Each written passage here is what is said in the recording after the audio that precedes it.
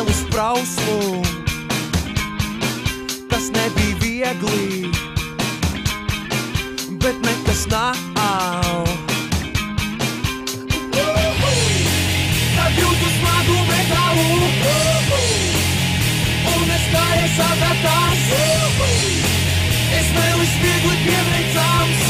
Vienmēr nesmu drošs, kāpēc tevi man vajag. Prieks iepazīties.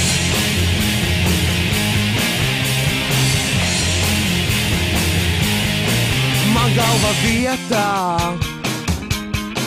kad biju jauns. Man tā